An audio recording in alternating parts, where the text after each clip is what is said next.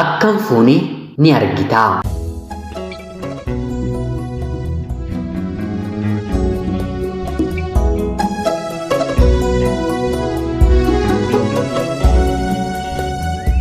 Yooyyaa ashama akkam jirtu kabajamtootaaf hordoftoota qophii keenya. Nagaaf jaalalli tokkummaan bakka jirtan hundaatti hunda keessaniif haa ta'u jechaa guyyaa har'aallee seenaawwan nama barsiisanii keessaa tokko isiniif qabadhee dhiyaadheeraati. Hanga xumura qophii kanaatti laayikii fi sheer akkanumallee sabskiraayib gochuun na waliin tura. Namoonni xalayaa jaallaa seenaa jireenyaa nama barsiisuu nama bashannansiisuu qabdan karaa telegiraamii karaa lakkoofsa bilbilaa kiyyaa duwwaa 937 yookaan immoo xalayaa jechuun telegiraamii irratti barreessuun naaf qooduu ni dandeessu.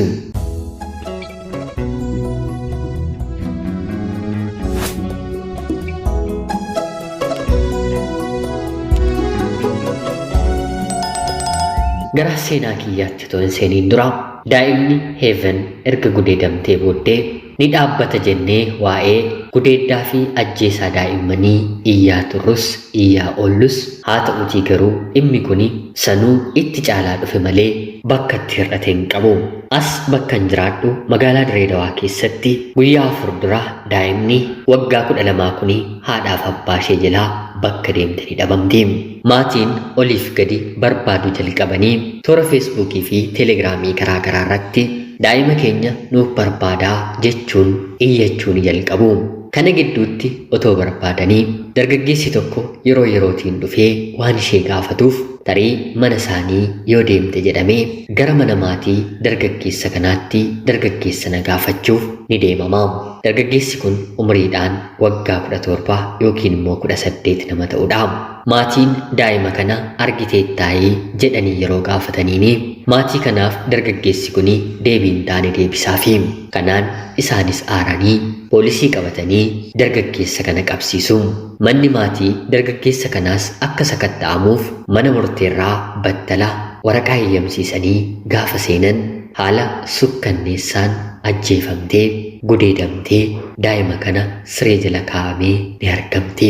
Daa'ima kana erga gudeedee booda morma ishee albeedhaan qaluun ija ishee immoo billaadhaan wawwaraanii siree maatii kanaa jalatti argamte. Battaluma abbaan mana kanaas qabamee abbaa fi mucaan mana hidhaa galanii.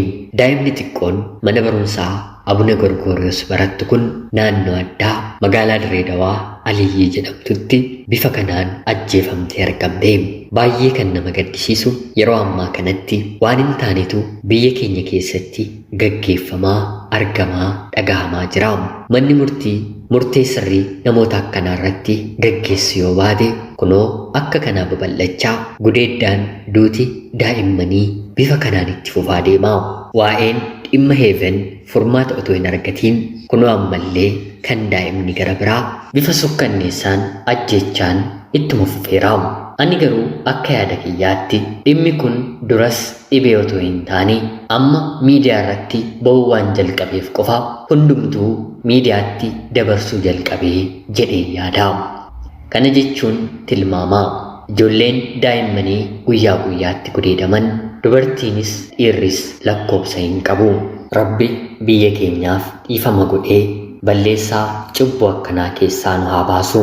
Gara biraatiin wanti gidduu kana sammuu namaa dhukkubsu tokko Arsii Walloo jedhamee toora sooshaal miidiyaa irra kan naanna'u ijaaf kan nama dhukkubu gurraaf dhageettiif kan nama ulfaatu obboloonni keenyi Saawud Arabiyaa keessa jiraattan viidiyoo lakkisaa jirtu. Hundumti keenya iyyuu garuu waa tokko otoo barree gaariidha. Safartoo namaaf itti safarreen bor nuuf safaramuun isaa hin oolu. Namni eenyummaa keessan beekee isin qabsiisee hidhaaf yookiin immoo gatii akka keessanii isiniif baasuu baatus Rabbi guddaan hundumaa argu garuu balleessaa keessan kana isinitti hin dhiisu. Dur Oromoon Oromootti baqata amma garuu sababa keessaniin biyya ormaa keessatti Oromoon Oromoorraa baqachaa jira. Anis ta'e isinis lafa kanarra jirru Arsii yookiin immoo Oromoo yookiin immoo Wallagga taaneen dhalanne. Dhala namaa taanee alanne. Ilma dhiiraa surreerraa baastanii waan uumaan hin ajajne kaameeraa too waraabdanii gochuun liivii tiiktookitti baatanii dhala namaa ilmaan hiyyeessaa jireenya maatii koon jijjiirradha jedhee biyya ormaatti godaane bifa kanaan kan ajjeestan nama miti rabbi gumaa isinitti haa bahu. Saba kaan komachaa jiraachaa turre malee kan akka keessan Oromoo miidhe biyya ormaattis biyya keessattis boquu gadi qabsiise hin jiru. Warreen ammallee ilaalcha yaada akkanaa keessa jirtan gara qalbii keessanitti deebi'aa.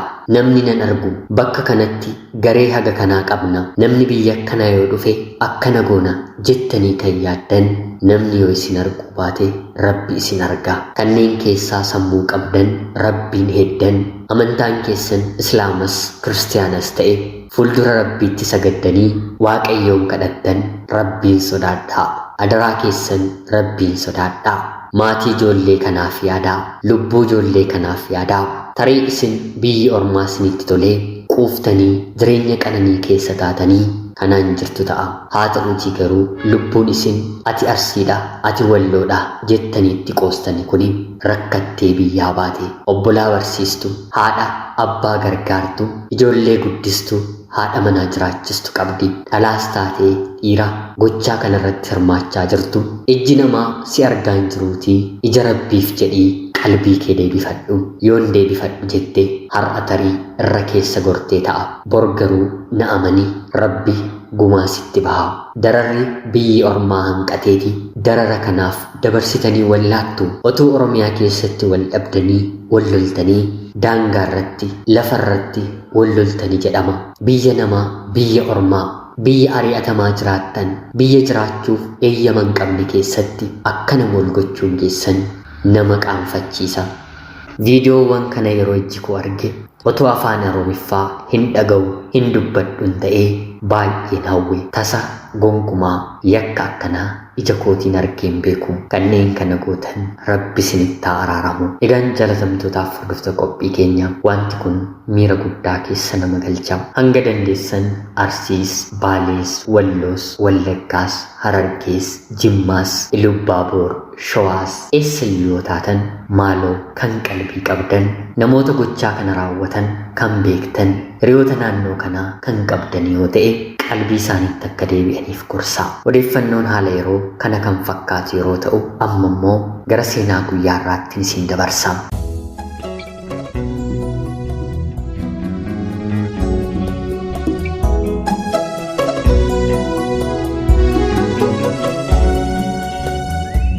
Akkam fuunee ni argitaa. Haadha manaa fi abbaa manaa wal jaallatanii mana tokko keessa waliin jiraatanitu ture. Haati manaaf abbaa manaa kuni reefuma wal fuudhuun baatii jahayyuu hin dabarreem. Abbaan manaan nama hojiidhaan cimaa barii ganama obboroo sa'aa 11tti manaa bahee galgala sa'aa 4 sa'aa 3tti gara manaatti deebi'uudha. Hojiin illee nama milkaa'e nama kabaju guddaas xiqqaas furdaas qal'aas dhabaas argataas qixxee godhee ilaaluudha. Akka naannoo isaattis hawaasa naannoo isaatiif gaaddisaa akka muka odaatii kan rakkate deemee gargaaraa kan dhukkubsatee maallaqa dhabee kanfalee wal'aanchisaa. Gaddii fi gammachuun naannoo isaa jiraannaan dursee kan argamuu fi warra gammadaniif gammachuun warra gaddaniif immoo gadduun namni isa caalu hin jiru. Ijoollummaatii kaasee nama eebbifame beektu dubbiin nama galuuf namni kun akkanaa. Hawaasa sana keessatti waan guddateef cubbuu baqachaa qulqullummaa hojjechaa waan guddateef namoota kabaja. Namoonnis haguma inni kabaju deebisanii isa kabaju. Walitti bu'insi ganda keessa jiraannaan hangafummaan kan waamamu nama kanadha. Maarree gaa'ela dhaabbatee firri ollaan isa jaallatanii hunduu gammadanii isa heerumsiisanii mana isaatti galchanii. Kanaan innis haadha manaa godhatee waliin jiraachuu eegalee. Haati manaansaa dubartii baay'ee bareeddu aduu fakkaattudha. Addina ishee jechan ibsuun rifeensi isheellee rifeensa dhala namaa otoo hin taane ciraa fardaa fakkaata. Luuccaa otoo harkaan hin tuttuqeen gadi yaa'aadha. Bocni qaama isheellee dubartiin kun ajaa'ibaa. Kanarratti kabaja ishee eeggatteeti abbaa manaa isheetti heerumteetti. Innis qulqullummaa ishee bareedina ishee kana baay'ee jaallataam. Isheenis bareedina isheetti abbaan manaa ishee akka muunuuf yeroo hundaa of qabdi. Gaa'elatti utuu hin seeniin dura gaafa isatti mul'attu hubni xiqqoon illee ishee irratti hin argamu. Gaa'elatti seentees akkanumaa baay'ee of qabdi. Haa ta'uutii garuu sa'aatii ishee hedduu haati manaan bareedina ishee irratti qofaa fixuun abbaa manaa hin gammachiisu. Hangam of qabuun jiraatus daangaa otootti gootee jaallataam.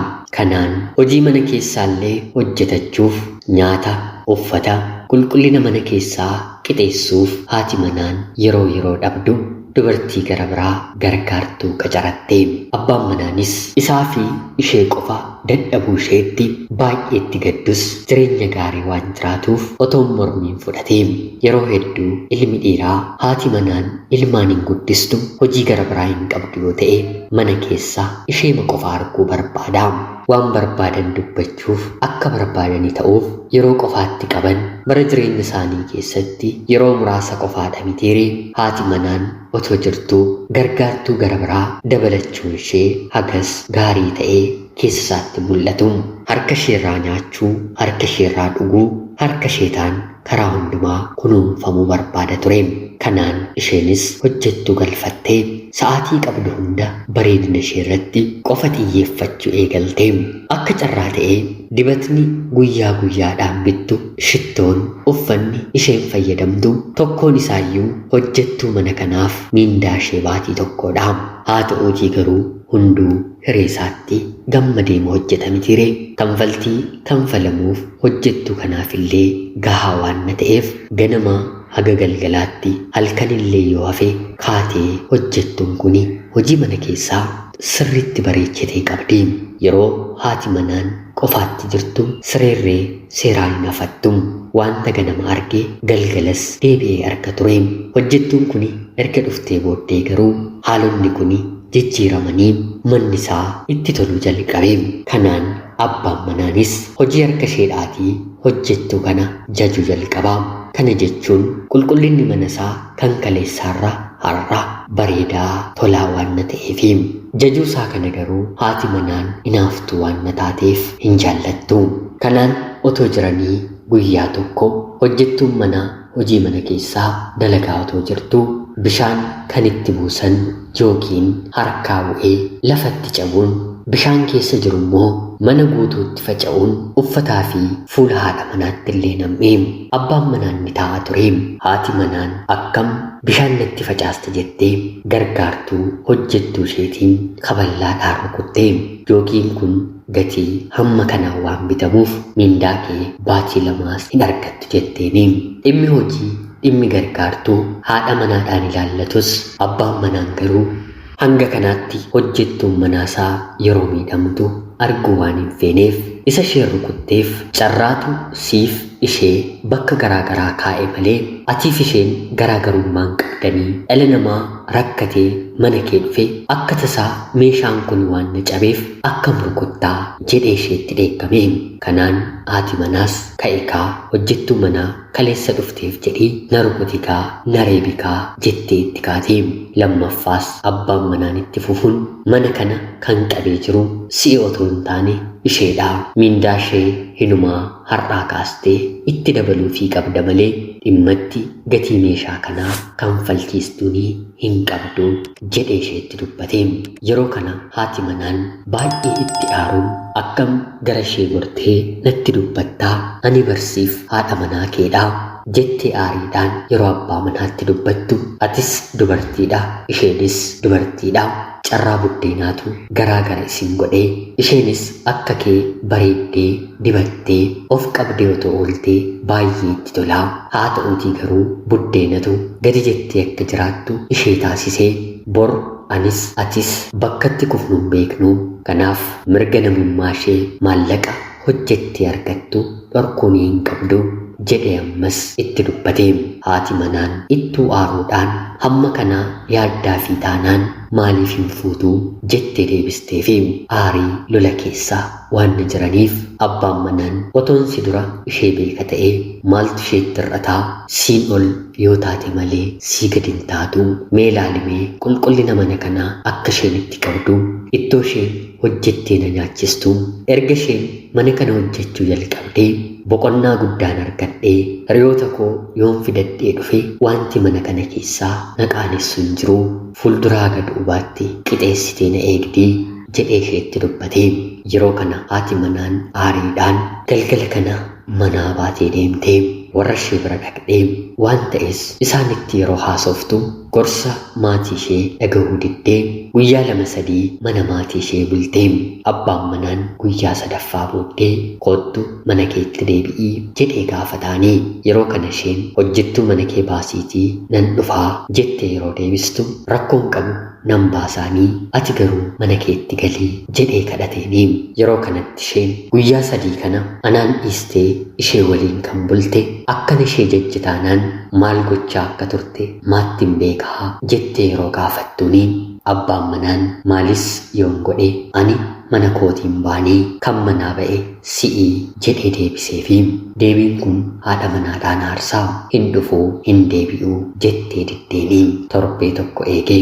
torbee 2 eegee baatii tokko darbee baatii 2ffaattis je'ee kanaa ol anis nama kabajamedha jedhee hiikuudhaaf mana murtii deemee himatee kanaan isheenis anis si waliin jiraachuun barbaadu ishee waliin gaa'ela dhaabbatteettaa jettee haaloodhaan deemanii walii ganii abbaan manaanis yeroo ittiin fudhannee dubartii hojjettuu manaasaa taate sana haadha manaasaa godhatee ilmaanis waliin horatee barootaaf jiraachuutti fufee tarii jireenyi bara jiraannu keessatti isa tokko gubbaa isa tokko immoo gajjallaa gootee kaa'uu ni dandeessi.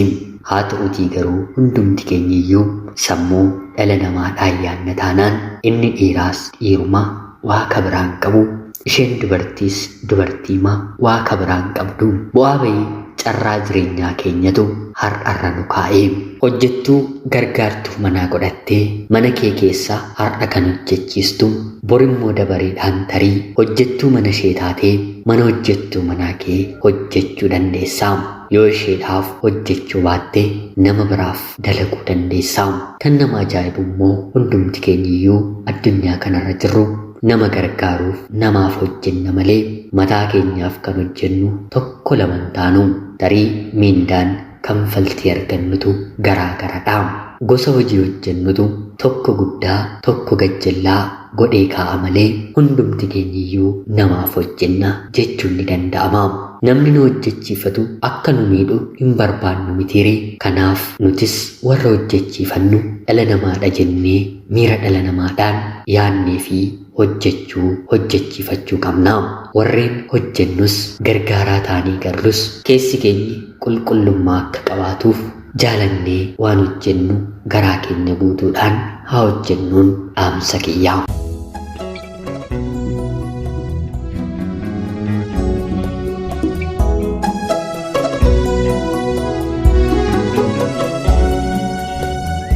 Egaan jaalatamtootaaf hordoftoota qophii keenya qophiin sa'aatii kanaaf isiniif qabadheen dhiyaadhe kanuma fakkaatti akka isinirraa barattan waa akka hubattan homaa shakkii tokkollee hin qabu. Qophii seenaa gara biraatiin hanga walitti deebinutti bakka jirtan maraan turtii gaarii.